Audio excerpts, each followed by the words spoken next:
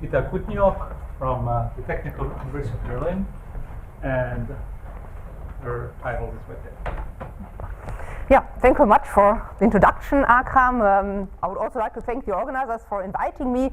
It's usually a great pleasure to be here at the Newton Institute. I think we all know how tremendously successful deep neural networks are, not only in public life, but also in sciences. But at the same time, we also know that there's barely any theory which explains why they work so well and to which extent they work so well. So what are neural networks? Well, I mean, there's a very complicated function in the background which the network then aims to approximate based on some given sample value, so-called training data. And so this is also the viewpoint you want to take here in this talk. You want to view this field from an approximation viewpoint, or in that field one typically says expressivity. So since I assume not everybody is deep into deep neural networks, I will give a very gentle introduction into them, and then I would like to discuss with you how neural networks perform in areas in mathematics like inverse problems, also partial differential equations, and in the area of partial differential equations I would also like to show you a theoretical result, and this is also related to the high dimensional problem, so there we can show that these networks are actually able to beat the curse of dimensionality. Good, but let's set things into perspective. For various years we approached problems in the following way. We first built a rigorous mathematical model, and then based on that we drove our methodology like simulation or optimization, and that performed extremely well. Various of the technological advances in today's world were only possible because of that. Design of airplane wings, simulation of the sound of a piano, telecommunications, and so on. But more and more we experience problems which are just too complex to be handled by this approach. So for instance, in Germany, people now aim to completely simulate the gas network of Germany, which is a huge task. I mean, it's a huge network, gigantic control systems, and it's just not possible to build an accurate mathematical model to do that in its full generality. Then if you go to, for instance, molecular dynamics, there we encounter the problem that key events happen at very long time scales, and so again, I mean, there with the traditional approaches we reach a boundary because in simulations we then miss all those events. Also in medical imaging, and I will also show you an example there later on, we sometimes have the problem that we have insufficient data sets, so we are missing a whole chunk of data, and with models, classical models, it's just not able, based on those, to accurately recover the original data because it's not possible to accurately model, let's say, the body of a human being. So I think there's a pressing need to go beyond those approaches. Now on the other hand, we have this whole new world of what people call artificial intelligence, or in particular deep learning. Everybody knows about self-driving cars, surveillance task, also I might say legal issues. So I was in the States a couple of weeks ago, and there I heard and I was told that now in some application processes for jobs, neural networks are already used to pre-screen the applications. Also in criminal investigations these are already used. And then, I mean, this whole area of healthcare, not only for inverse problems like magnetic resonance imaging, but also maybe for later on for reaching critical decisions, like if you have a critical ill patient, whether to contain self-sustaining measures. But on the other hand, and I see, and I'm not only alone, as a huge problem, there are just very few theoretical results which explain why they work so well, and also in particular to which extent they work. And there was an interesting discussion in the community. Let me just, to close this, let's say, introduction part. There was an incident at one conference, artificial intelligence conference, and Ali Khachimi, he's also, I mean, famous and also now famous for this. It says, took a swipe at his field. He said machine learning algorithms which computers learn through trial and error have become a form of alchemy. People don't know why some algorithms work, others don't, nor do they have any rigorous criteria for choosing one architecture over the other. And so this raised a huge discussion in the area and in the field which showed that some people, just wanted to drive forwards, and the other were aware that there's actually a huge lack of theory and of understanding. And from my perspective, I think what is really important, and I like Stephen Hawking's quote there a lot. He said, "The greatest enemy of knowledge is not ignorance, it is the illusion of knowledge." And I think in this field in particular, we have to be very much aware of what we know and what we still don't know, and what we need to know to understand these methods in their full depth. Good, so let's delve into the mathematics of deep neural networks. So what is a deep neural network? A deep neural network is mainly a function of a highly structured function with many parameters. Please take a look first here. So you have a function from Rd to some Rnr. Later on, Nr will be typically equal to 1. The function looks like this. So what are all those components? The t's are affine linear maps, so ax plus b. If you just have affine linear maps, it would be kind of boring, so you need to bring in some nonlinearity into the game, and this happens with this rho. It's a univariate function called activation function. Since it's univariate, we need to apply it component-wise here, and then we keep going. We're going to apply an affine linear map, and so on. And so important will be the number of these affine linear maps. That's the number of layers, and also the number of neurons. Now, how does this relate to all these nice pictures we see? How is a neural network depicted in such a network type, and why is it called network? I will go in a bit more detail on the next slide, but here, just as a very rough first step. So here, our input would be in R4, so it would be x1, x2, x3, x4. Then these connections would mimic the first affine linear map, this matrix A1. Then in here, you would apply these rows, the activation functions, and then the next affine linear map, and so on. So let's look at this in a bit more detail. Let's say we are in R3. Our first matrix is of this type. So what happens here is that you linear combine x1 and x2 with these weights. You get the first output. This is depicted in this way. The second output, the second component, is A31 times x3. This is this connection. And then the third is this times x3, and this is this connection. So then here you apply this, what's called offset, and also the rho, the activation function, and then you keep going. So the next matrix maps this to R2, and so on. What you also observe here is that later on we will also be interested in what's called sparsely connected neural networks, networks with very few connections, because they are very efficient. But what you see here is that few connections relate to sparse matrices. So you want to have a lot of zeros in your matrices from the affine linear maps. Okay, that clear to everyone? Because otherwise that would be a problem for you. Okay, good. Okay, so what do we do with neural networks? So there's a complicated function in the background, typically defined on a lower dimensional manifold, let's say a classification function, and what I have at hand are sample values and also the values of the function evaluations. So think of this as you have some manifold. Maybe you want to classify, and people always like cats and dogs. In that community, you always classify cats from dogs. So let's say you have cats on this corner and dogs here. So here you want to output the value 1, and here you want to output the value 2. Good. So now what do you need to do to solve this with neural networks? You first select an architecture. So basically what you want to do, depending on your samples, you want to learn F.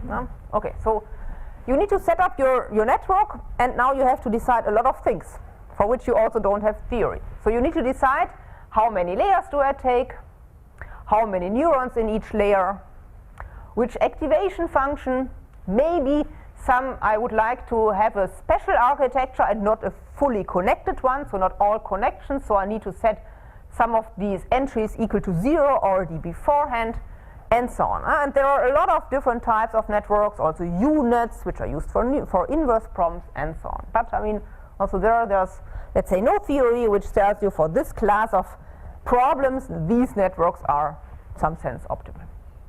Good. So once you have decided that, you want to train your network. You do this in the following way. So what you need to do is you need to learn these affine linear maps, so these matrices and these offsets. You have the function values at hand, f of xi.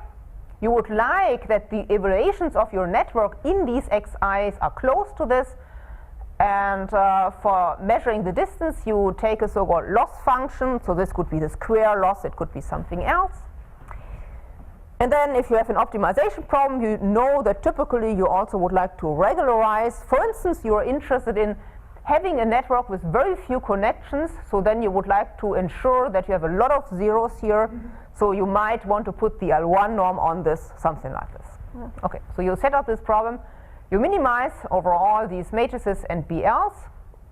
This is typically done by stochastic gradient descent, and we just heard a beautiful talk about this in the morning. Once you've done this, then you get this as an output. So this is your network now, and hopefully this gives you your f. Okay, yeah, so this is basically how you apply it. And now what are theoretical questions in this area, just without any application so far? First of all, there's the area which people typically call expressivity. So we have a network architecture. How powerful is it? Which function class can it approximate, and to which degree? What's the size of it for a particular approximation problem? There goes in a lot of approximation theory, applied harmonic analysis, and so on. This is, I think, to my mind, theoretically the best understood area. Although, I mean, there are a huge amount of open questions, but I think there are already interesting results. Then learning. I have a learning algorithm which are good starting values. Does it converge? And I think I also would like to refer to the beautiful talk in the morning where we heard about this. A lot of optimization, optimal control, also differential geometry is needed for that. Then the generalization. So I have sample values, but I would like to recover the entire function. So if I have another image of a cat, I would like that the network also says this is a cat and not suddenly says this is something else. Learning theory, statistics, and so on. I mean, this is what you need there. And these three areas are exactly the areas, so the three types of problems. I should say it that way.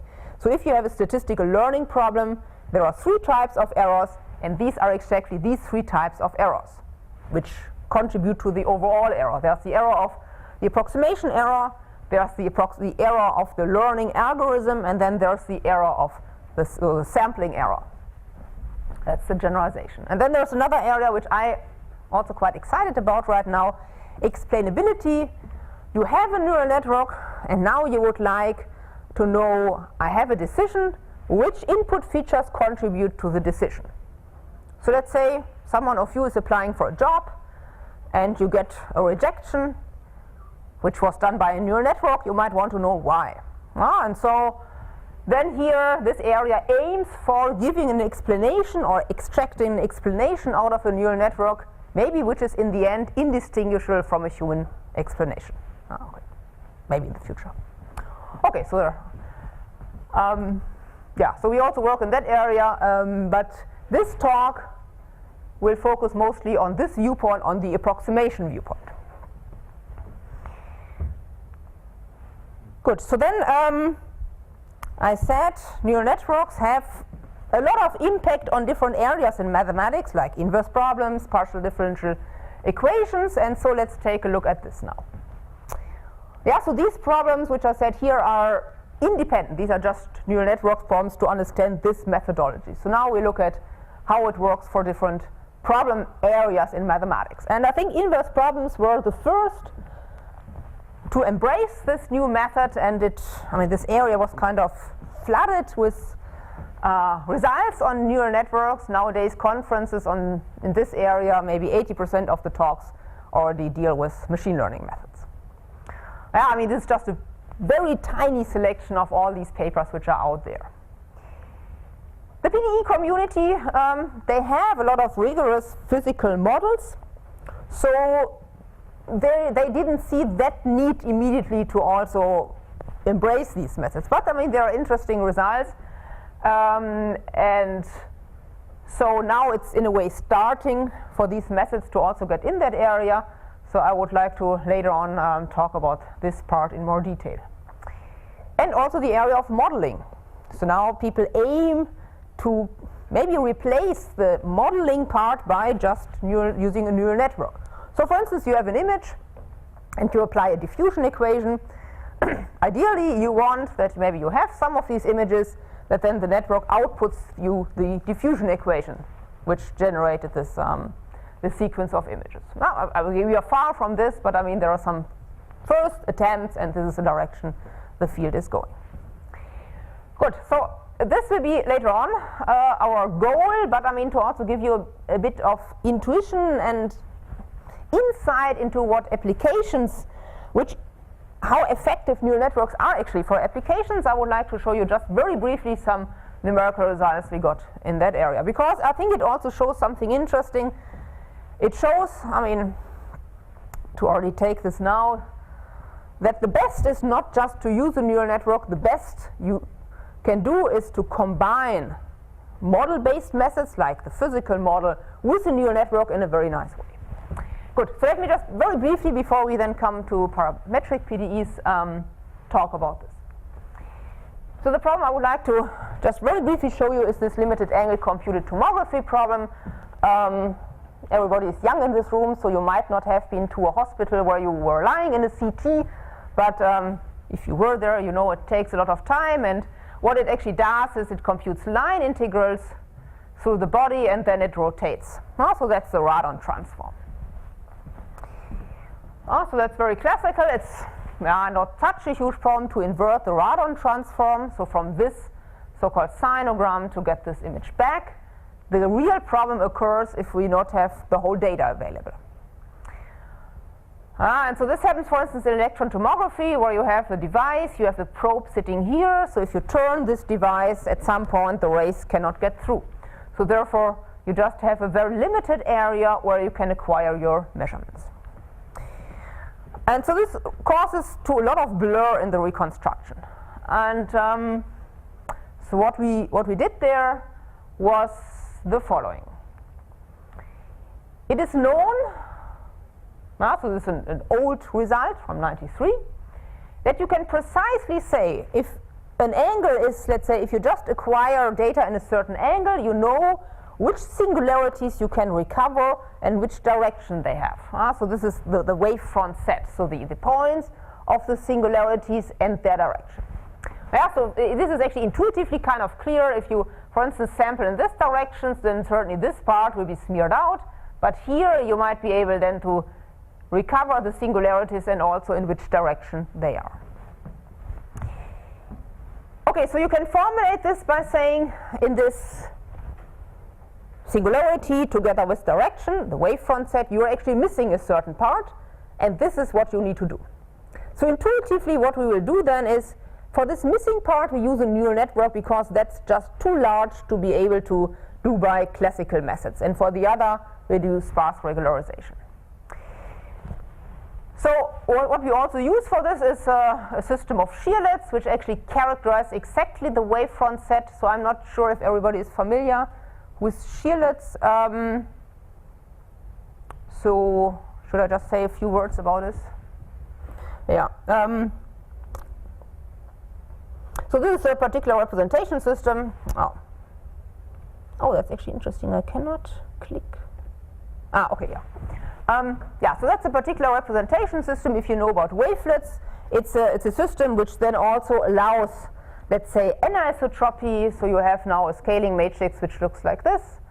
You change the orientation by shearing, and then you build a system. You see here you have the generator, you have here translation, scaling and shearing, and so you get elements which look like this, and a tiling of the frequency domain in this way, and you can show that these systems from approximation viewpoint are actually optimal. So they give the error of best n-time approximation for functions of this type decays in an optimal way with n to the -1 up to a log factor. Good. Yeah, so these are useful systems in that sense for images, for everything which is governed by edges. And so if you're interested, I mean, we also have a lot of demos on our webpage in any language you might speak. Okay, so now we use this system because also, I mean, the tiling of the frequency domain is appropriate, and then we do the following just very roughly. Then I will show you just the pictures, what we get, and you're hopefully convinced that that's a good idea. So we first solve this Tikhonov regularization problem. So this is here the data, this is the regularizer. This is the forward operator. So this is the data fidelity term. We regularize by shearlets, by the L1 norm. So this is what you just get with conventional methods. And you see it's kind of blurry in here and also here. So this is the best you can do with traditional mathematical approaches. You will always have this blur because you are missing this huge chunk of data. If from this you compute the shearlet transform, you see that some of these coefficients are almost 0 and the other are almost perfect. So you see exactly where you are missing your data. So you're missing these shearlet coefficients. And now what we did was we learned those with a neural network, and just those. So from the visible ones, from those, we trained the network to output those. And then we combined both. So for this second step, does it mean that you have a huge database of images that you're going to use to train, which you would not need in the first step? Yeah, so here for training, we do a pre-training with artificial ellipse images. Okay. And then we have data from a Mayo clinic in the US where we actually then did the final training of the neural network. So we usually put a model class and then design our sampling and all that. Here, your model class is driven by the training Yeah. set. It's not really a mathematical model class, it's a model class given by a population of... Yeah, so we actually tried before to improve this part here, to model it in a more sophisticated way, also modeling what a wavefront set could be. But if you look at real data, this is such a complex structure that it's just not, I mean, we didn't see any way to do it. I'm not saying this is not possible, maybe there are some, I mean, but yeah. And Gitta, why as an input to your neural network you don't put as an input really your data? You already put something that has been computed by an algorithm which is questionable. I mean, you say you take this visible coefficient that you have reconstructed, right? Yeah, but this is not undoubtable. This is actually an algorithm like Tikhonov regularization where we have control on. So we know we have error bounds and so on. So you first compute this one. And we first compute this, so that's as a pre-step. So there we have already a very good reconstruction, and then we improve it in some sense by a neural network. Yeah, and that gives us also control on the action of a neural network. It's not on the entire image. Okay, so these are the images.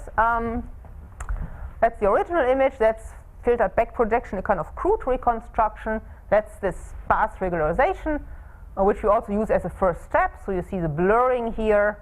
I think this is also a 60-degree missing angle. This is what colleagues from South Korea did with a neural network, just using the neural network on the entire image. And this is what we did, where we combined this image, in a sense, with a neural network in, let's say, in a best possible way. And I think it's hopefully convincing that that's a good idea. Yeah. A quick question. So you need this test set, yeah, to train your model. Training set, sorry. And presumably in your training set, you don't have any missed data in your shearing space. You don't have what? You don't have missed data. Oh, missed data. Yeah. So where it comes from physically, if your device misses some components of your shearlet space, how the training set is accurate in all components? So there are data sets where the whole angle is acquired. So this fact that, let's say, there's a missing angle is in certain applications is also maybe because you would like to limit the radiation on the patient. But there are data sets from this Mayo Clinic where the whole angle is acquired. Okay, good. Yeah, so this is just to show you how good it works in inverse problems. also in other imaging problems, for instance, I mean, if you would like to detect, if you have an image and you would like to detect the singularities and the color marking is which direction they have, then you see with previous algorithms you're doing kind of okay, but then if you use a neural network, again, with shielded combined, you can even detect, let's say, parts of the cloud. So, I mean, these methods are extremely powerful, but for all of those, we don't have any theory. Okay, good. So now let's come also to the parametric PDEs. What I would like to say here to conclude this, let's say, numerical part is, from our experience, what one should always seek is optimally combining these model-based methods, so our traditional methods, with data-driven methods, and always seeking to bring in as much physics into the game. Good. Yeah, so let's, as I said, enter the world of parametric PDEs. Don't worry if you don't know anything about PDEs. I mean, everything will be explained. What I would like to show here is also, again, how neural networks can be used, but here we will also derive a theoretical result. And in fact, you will see a result which shows rigorously that neural networks are able to beat the curse of dimensionality here.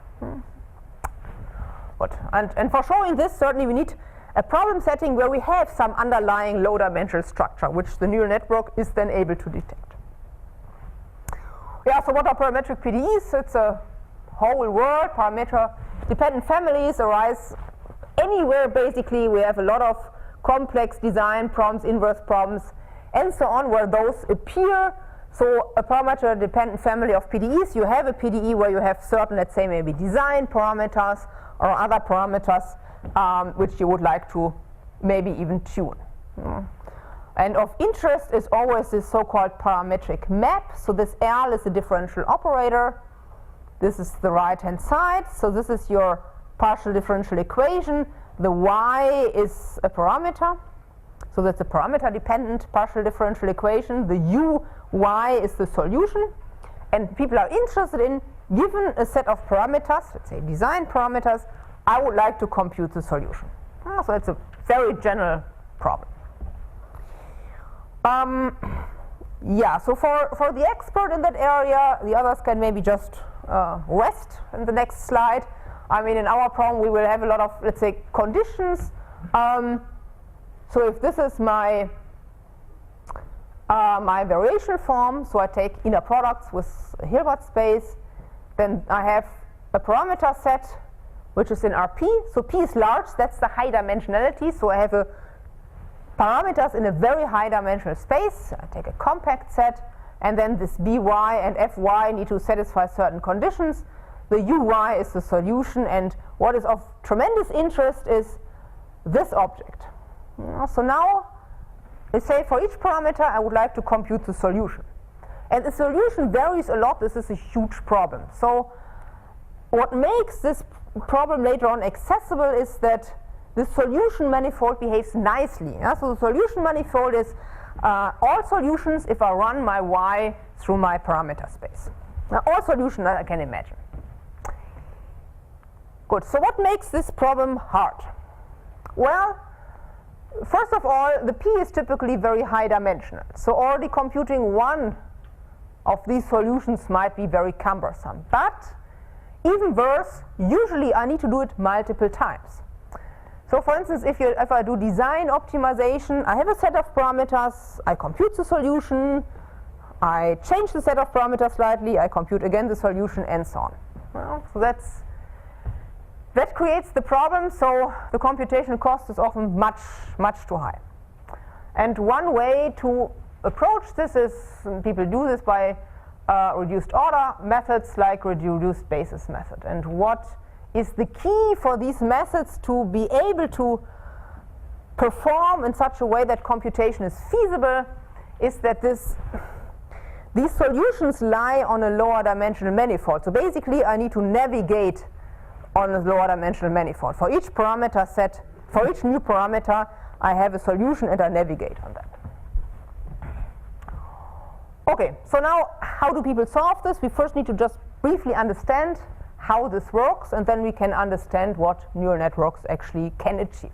I wouldn't say they lie on a low-dimensional manifold. I would say they can be approximated. Yeah, okay. You are right. I mean, it's, yeah. Yeah, Thinking, but yeah. You're right. okay. Yeah. Okay. Yeah, so then this might be also a bit vague, but we will be a bit more precise in a moment. So, okay, so what is the idea? How do people approach this? I have this approximation by a lower dimensional manifold of solutions. What I first do, I discretize. Otherwise, I cannot solve it. So I discretize it, but this discretization will be in a really high dimensional space. It's a so-called high fidelity discretization with a capital D. And still I have this problem that for each y I need to solve my problem. And so what people did were, for certain y's, for certain parameters, I compute the solution. This takes a long time. That's my so-called offline phase. And then once I have that, then there's an easier, quicker way for a new y to compute the solution. So I have this phase where I compute, where it takes me a long time to compute some, and then I compute the other ones for new parameters in a reasonably quick way. How do I do that? So let's just get a little more into the details, because as I said, I mean, one thing we need later on. So first I do this discretization. So I have a discrete space now. It's really high dimensional still. The dimension is capital D, so this one need to keep in mind. That's the high fidelity discretization. So I solve this now in this high dimensional space. These high fidelity solutions are also up to a constant, a best approximation of my continuous solution, and then I can solve it numerically. So for this really high dimensional space, but finite, I take a basis and I expand my solution in this basis, and then these coefficients I can compute in this way, by inversion of this stiffness matrix times the right hand side. That's easy to see. Why? Because here I expand this into my basis. I will expand v into my basis and also that v in my basis. Yeah, and then I shuffle around and I see that here then I get this byh. I get here the y fih, and so then that way I get this. Okay, good. So that I have, still I am in this really high dimension. D is very large. So now I need to restrict it further. What I now assume is that there exists a lower dimensional space, and that dimension will be d of epsilon. That's the lower dimension of this reduced basis. So that for every parameter, I can approximate the solution by an element in here up to some epsilon. Yeah, so there are typically 2 epsilons involved. I would like to make it a bit more simple here. And so now what I do is I transfer my high dimensional basis into the low dimensional, and this V is the transformation matrix. The right hand side and the stiffness matrix I can also express now in terms of this lower dimensional basis, again by applying these transformations. And my Galerkin solution, which is also close to the original solution, I can now write in terms of the low dimensional basis. I can write this low dimensional basis in terms of the high dimensional basis with this transformation matrix, and then this I can now write in this way. So you see all these components now showing up here. Okay, so this is actually this part. Well, sorry to be a nitpicker, but we actually proved that there are these lower dimensional spaces. We don't assume. I mean, yeah. we hope. Yeah, depending on the epsilon and so on. Yeah, depending on the epsilon.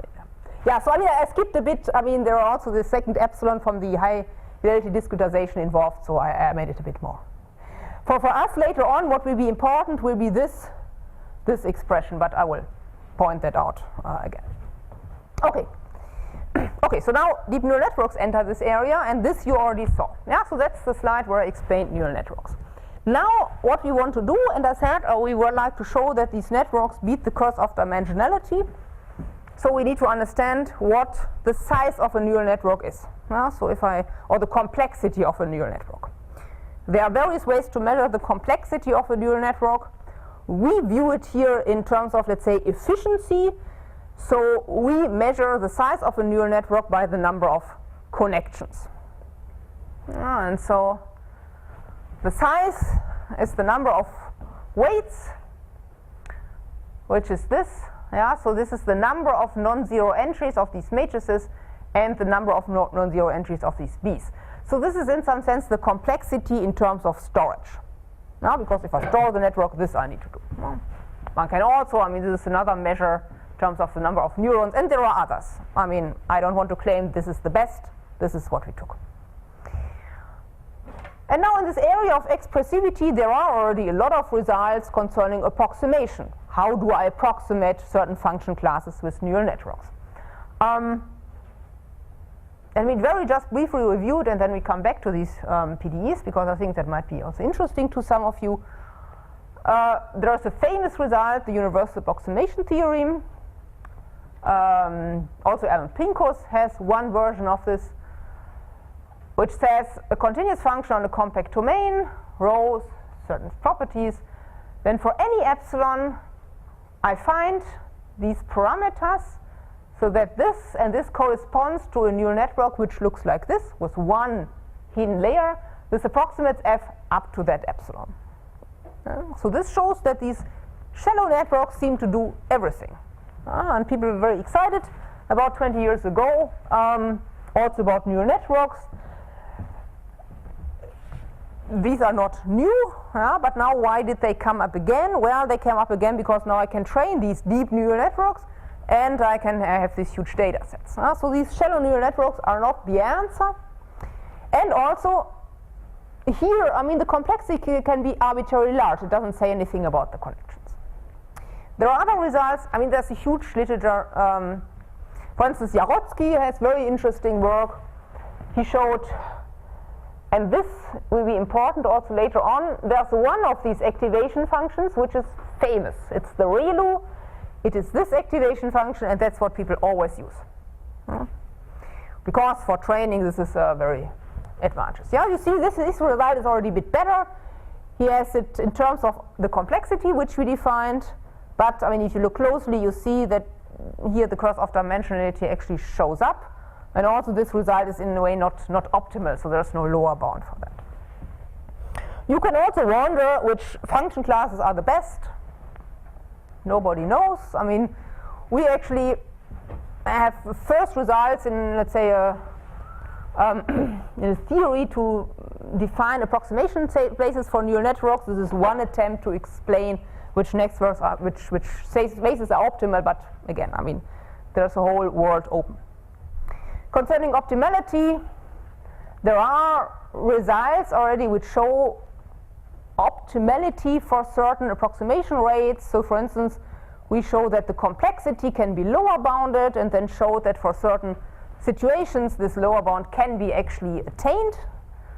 But again, this doesn't tell you about the curse of dimensionality. But what you see is, I think, this area of expressivity, I think, is really exciting. There are various different directions, interesting methods being applied, and there are a lot of results already around.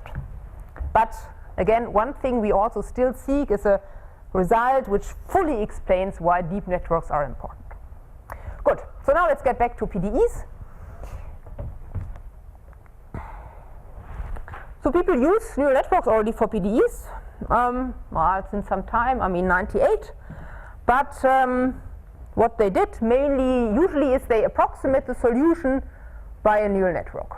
And then they solve this, hoping that the size of the neural network is not too large. There are a lot of results which are heuristic. There are now interesting also theoretical results, for instance, the group around Arnulf Jensen and so on. Now concerning parametric PDEs, there are not that many results. Maybe these three, maybe the most interesting, from Christoph Schwab and Zech, where they look at a special situation where you have a reduced basis of polynomial chaos functions. So in our setting, we don't assume anything like this. We assume, we have a very general situation. And now what we aim to do is we aim to design a network which learns this parametric map. And we aim to do it by a neural network which has ReLU activation functions, because that's what people always take. What we will see is that the network we design to approximate this map does not suffer from this cross of dimensionality, so it does not scale exponentially in P. The complexity, it's even better because the depth of the neural network, which in some sense governs the speed of the computation, even doesn't depend in any way on P. Good. So I have 10 more minutes? Yeah, okay. Good. So this is just a reminder. If you forgot already what this high fidelity approximation and reduced basis is, again, capital D is the dimension of the high dimensional finite dimensional space, and then I have this d epsilon. This is the dimension of the reduced basis. And so this I approximate by those terms. There's an interesting correspondence between statistical learning problems and parametric PDEs. Because a statistical learning problem aims to learn a function. That would be here the parametric problem, the parametric map. It assumes that there is a distribution on x, y, that would be here given by the PDE. There's a loss function which measures, obviously the loss. This here can be interpreted as the metric on the state space. We have training data here, which would be here the snapshots, and the training phase would be in some sense the offline phase. So there's a lot of correspondence between these two sides. So now what we, as a result, derived is are two parts. One part, and please take a look first here. So we would like to approximate this. Remember, this was the high fidelity solution. So in this high dimensional space, these are D. We want to approximate it by a neural network up to an epsilon uniformly over the whole parameter space. What we show, and we will go in a moment to these conditions, we show there exists a neural network with these activation functions of this size.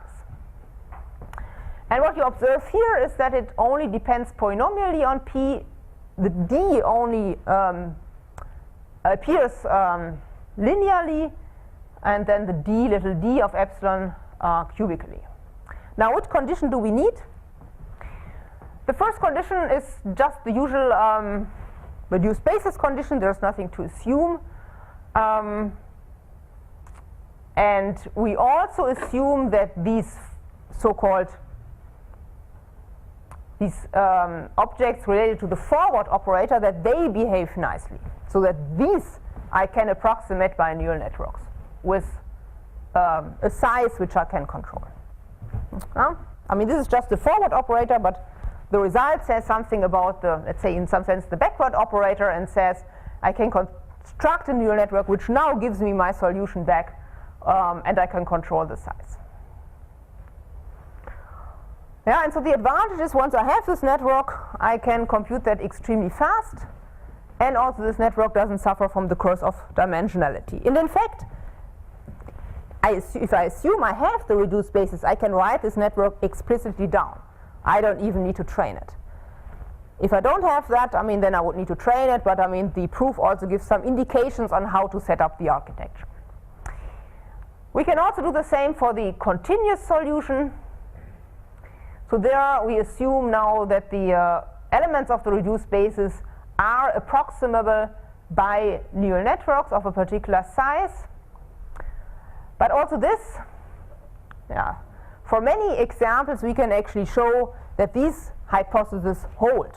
So these assumptions which we make are not, let's say, extremely strong. So a lot of classes of partial differential equations satisfy those. Good. Can I interrupt again? So to try to understand what you feel the accomplishment is here. Mm-hmm. Oh, Yeah, no, please.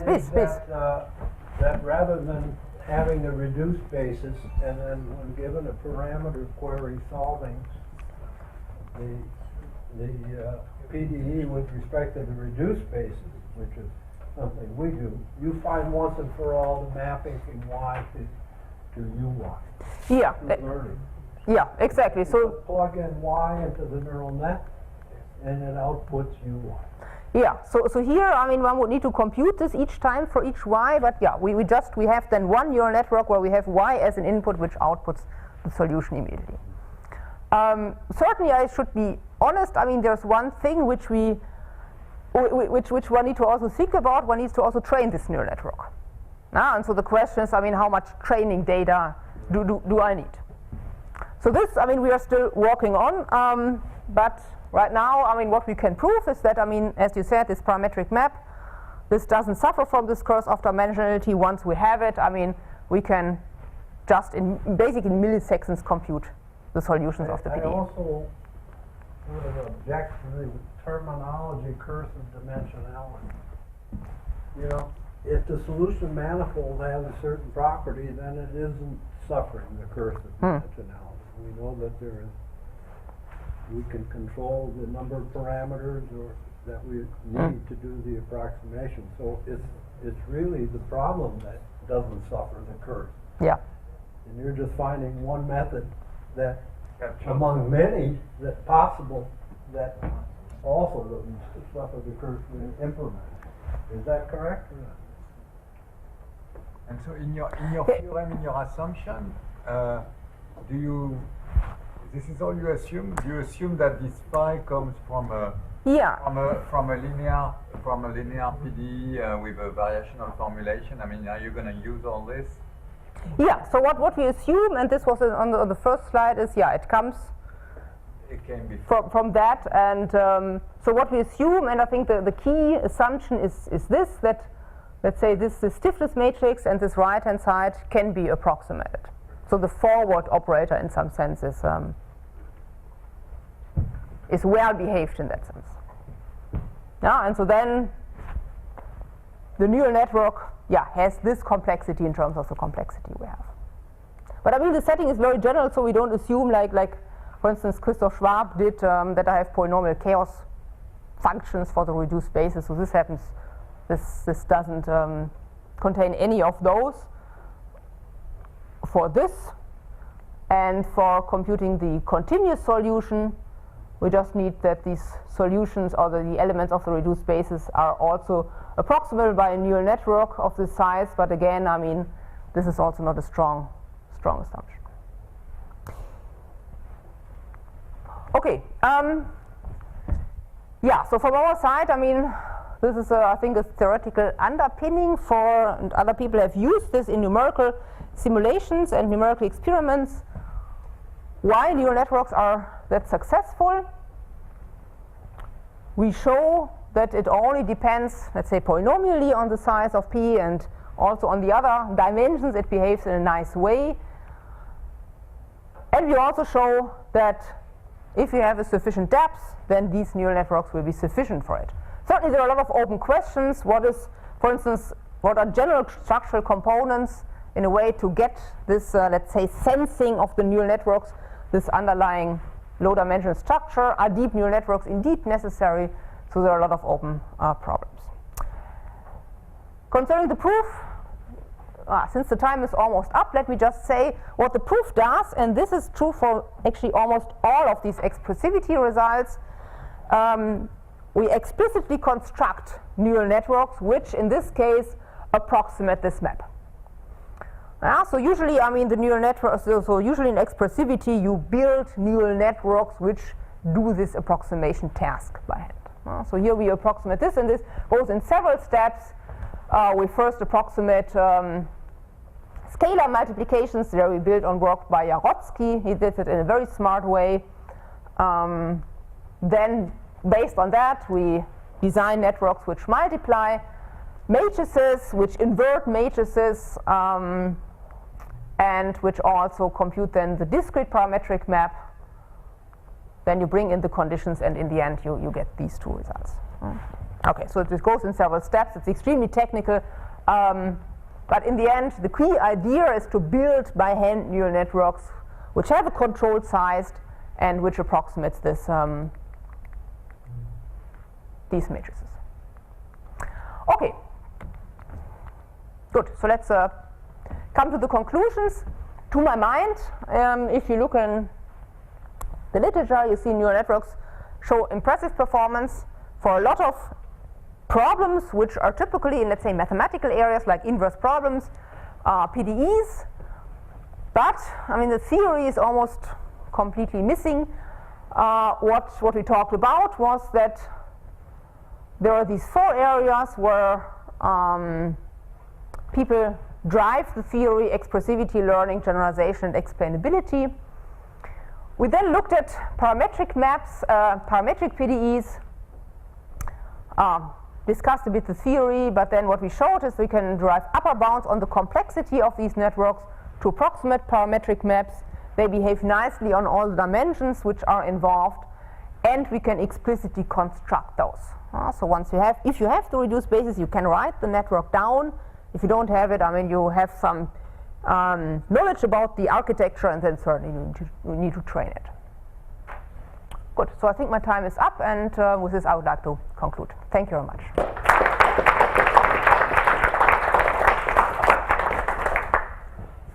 Nice talk.